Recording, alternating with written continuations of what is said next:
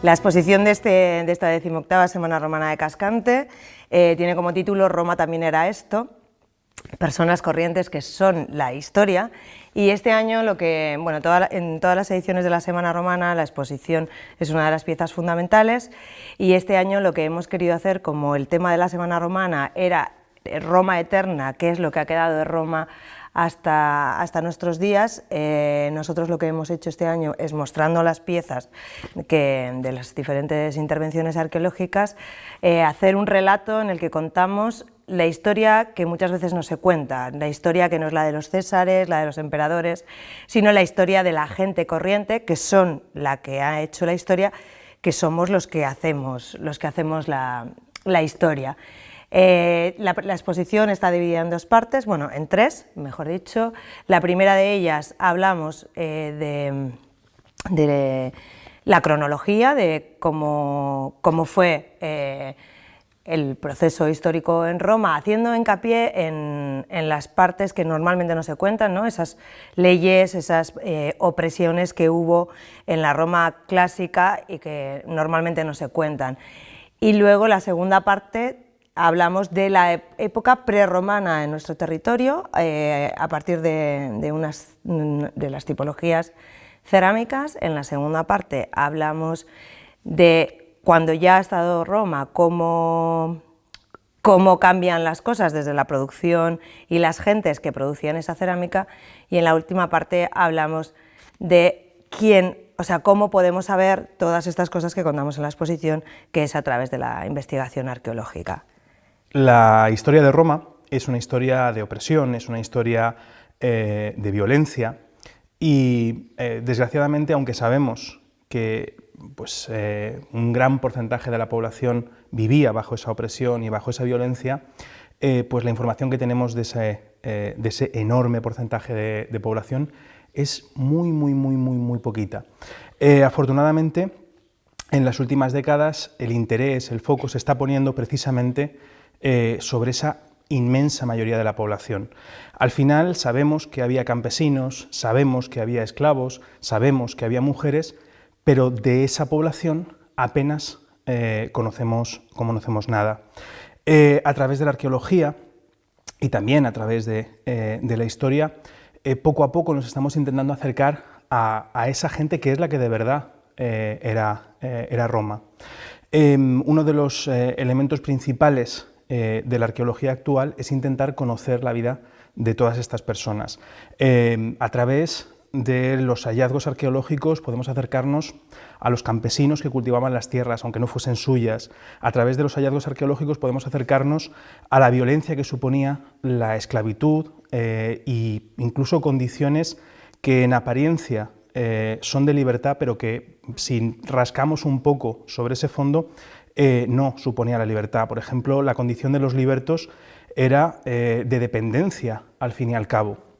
Esto es uno de las líneas, tanto de la arqueología como de la exposición en la que estamos. El eje cronológico que tenemos en la exposición está dividido en tres líneas, aunque es la misma línea del tiempo. En la parte central tenemos esos hitos históricos sobre Roma que todos conocemos, hasta el 476, que es cuando cae Roma, pero nosotros en esta exposición hemos puesto dos líneas más. En la parte de arriba, la dedicada a Roma desde su fundación hasta el 476, y vemos esos hitos históricos que conocemos o bien por los historiadores o bien por el derecho, en el que nos marcan también cómo era la cultura romana. De hecho, la fundación de Roma, que empieza en el 753, se fundamenta en una violación masiva de mujeres, el rapto de las Sabinas, que también ha sido muy mitificado a lo largo de la historia, pero no viene a ser otra cosa, ¿no?, que una opresión máxima y de violencia. Vemos también en el 509 cómo la República sustituye a la monarquía, también con otro hito violento, que es la violación de Lucrecia y su suicidio posterior. Bueno, vemos la Lex Oppia y otra serie de leyes, las guerras serviles, cuando los siervos, los esclavos, se levantan contra Roma. Bueno, estas cosas que muchas veces no conocemos, pero que sabemos que pasaron y que son lo que era Roma, porque tenemos que tener en cuenta que Roma era un 1% la élite, que es a la que conocemos muy bien, pero un 99% de la población era la no élite, y además de esa no élite llegó a tener un 60% de población esclava, de la que normalmente no se habla o se habla menos de lo que se debería. Y la última parte del eje cronológico es la parte dedicada a Cascante, lo que conocemos hasta ahora gracias a las investigaciones arqueológicas y a las investigaciones históricas de los que nos precedieron al equipo de arqueología de Cascante y las que en los últimos años hemos tenido. En la exposición también tenemos la parte dedicada al mundo prerromano, cómo eran las poblaciones que vivían aquí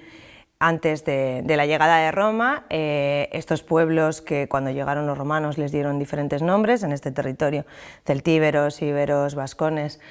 vivían en pequeños poblados, normalmente fortificados, y una de las actividades fundamentales de su economía era la cerámica. La cerámica sabemos que se producía en el ámbito doméstico,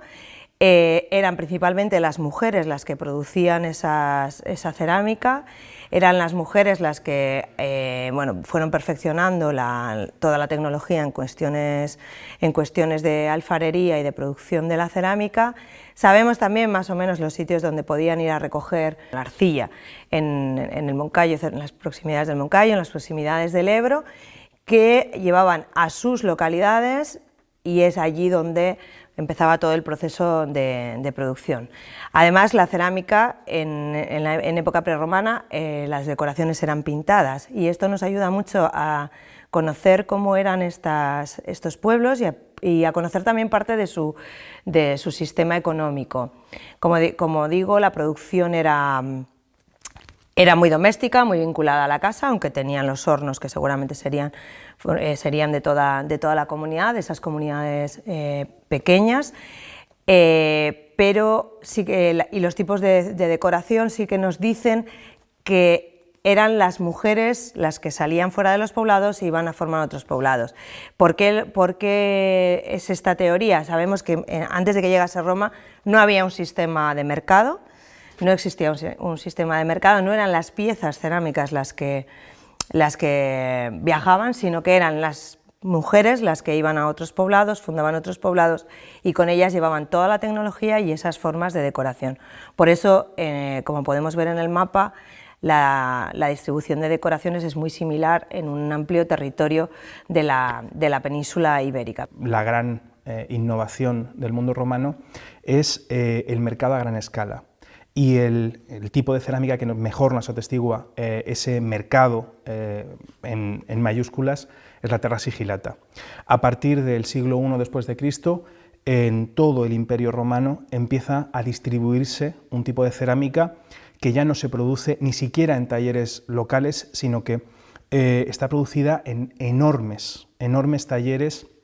con una producción masiva y que está destinada en gran medida a la exportación. Empiezan a aparecer cerámicas producidas en Italia, producidas en Francia o producidas aquí en cualquier otro punto del imperio. Eso es la terra sigillata, y esa es quizá la herramienta que mejor nos permite atestiguar ese comercio de larga distancia. Uno de los cambios principales que supone la llegada de Roma es, por un lado, la inmersión de la península ibérica dentro de unos circuitos comerciales de gran distancia, y también los cambios de los sistemas de producción.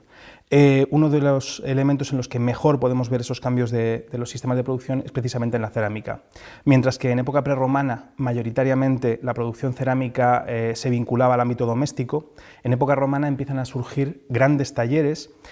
primero talleres de distribución local o regional, y luego talleres que llegan incluso a producir para la venta en grandes distancias. Pero en el entorno geográfico en el que nos encontramos, una de las características principales es cómo sobreviven, por ejemplo, elementos decorativos, cómo sobreviven técnicas decorativas dentro de la cerámica. Y ese es el hilo conductor de la exposición. La cerámica pintada, que se atestigua en época prerromana, pero que cuando llega a Roma, a pesar de que deja de estar vinculada a los entornos domésticos, a pesar de que deja de estar vinculada, por ejemplo, a la producción mayoritariamente femenina, se mantienen las técnicas decorativas, esas técnicas de la cerámica pintada. Empiezan a aparecer en época romana, a partir sobre todo del siglo I a.C. y I después de Cristo, cerámicas con técnicas de modelado romanas, con formas romanas, pero que mantienen la técnica pictórica, o sea, forma romana, pero técnica decorativa de origen prerromano. La mejor herramienta para conocer esas sociedades del pasado, para conocer cómo eran esas gentes y cómo vivían esas gentes del pasado, se está demostrando que es la arqueología. Podemos acercarnos a cómo vivía esa gente, de qué vivía esa gente normal, que es la protagonista de la exposición, pero también a cómo era el clima, a qué vegetación había, y eso es al final lo que la arqueología pretende. No es tanto buscar objetos, sino interpretar esos objetos y entender a través de esa materialidad cómo vivía ese enorme porcentaje de gente de la que en muchos casos la historia antigua no ha hablado o no ha puesto el foco.